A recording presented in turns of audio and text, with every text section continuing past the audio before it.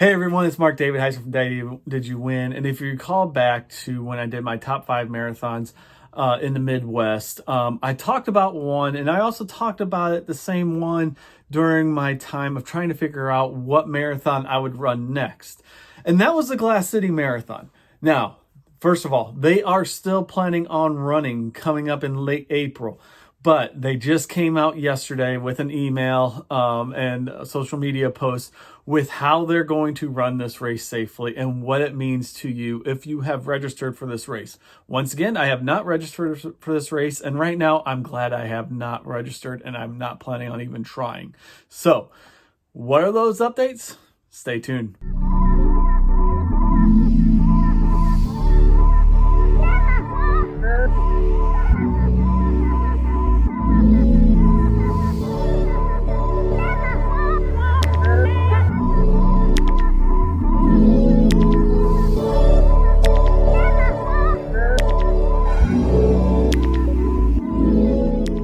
So the Glass City Marathon is ran in Toledo, Ohio, and it's going to be run on April 25th. They have a 5K, half marathon, and marathon. The 5K is going to be run on Saturday, April 24th. So they run that a day before. So just kind of give you an idea of how many people will be running in this race. And I have some notes here, so just bear with me. The marathon, like I said, that's going to be on Sunday. 1,600 people. Half marathon, 2,500 people. They have a relay for the marathon. That's 250 teams. That's a 5-person relay. So you're looking at 1,250 number of runners running in that. And then also they are going to have a 5K, like I said, on Saturday. And that's going to be capped at 2,000 people. Now, I know for sure the marathon and half marathon are sold out. There is a wait list, or you can try to purchase and transfer a bib. They do allow that. So just keep that in mind. But yesterday they came out and said, put out new guidelines as far as runner participation. And you have to have one or two things. One, you have to be fully vaccinated 2 weeks prior to race day. So if you're racing the marathon on the 25th, you have to be fully vaccinated by April 11th. More than likely that means April 9th because you're talking about a Sunday race. So probably going to have to be vaccinated by that Friday. So April 9th. The problem with that is obviously depending on which vaccine you get will determine how many days are in between the two doses that you get. I believe it's anywhere between 2 to 4 weeks. So if you're looking at you'd have to basically start your vaccine now.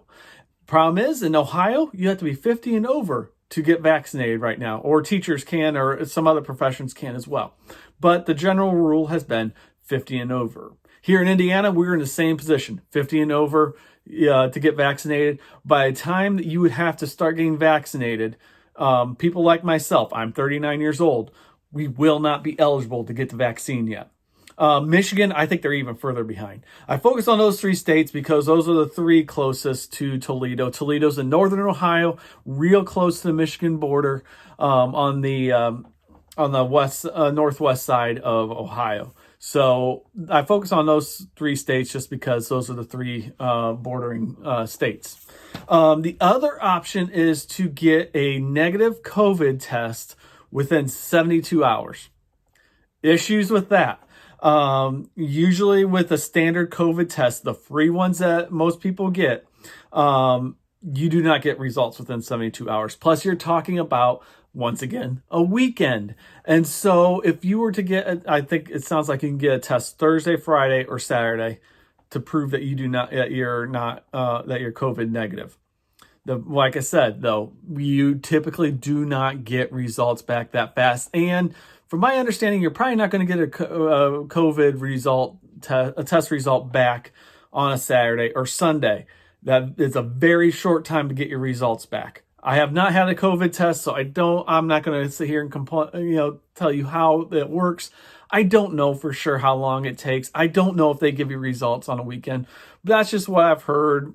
Whatever. Correct me if I'm wrong. Leave a comment if I'm wrong. The other thing is then you have the option of a rapid test. And they're talking about having rapid tests set up they're trying to get it set up at packet pickup. They're not doing an expo. They're just doing packet pickup. They're going to do all outdoors, obviously. But they are looking to have COVID rapid tests taken at the expo. The issue there is the false positives. We have seen time and time again, the rapid tests are not 100% accurate. We have seen false positives. And what do you do with those people? What do you do with the people who have had COVID but continue? We've seen that before too, where people just continue to test positive. They're not going to be passing it along to anybody else, but they've had it. They keep testing positive for months. Are you going to just say, nope, you can't run? You've had COVID. You're not symptomatic anymore, but you're still testing positive. You can't run.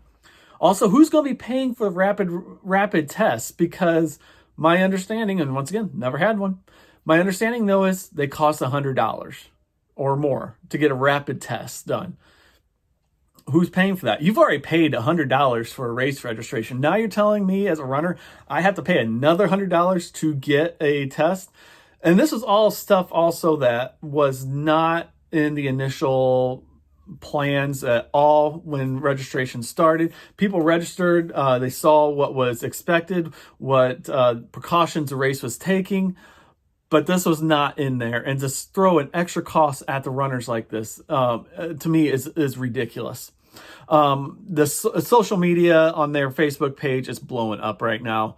There are a lot of negative comments about this. A lot of people have already said, well, I'm selling my bib. I'm not doing this. They know they won't be getting their vaccines by then.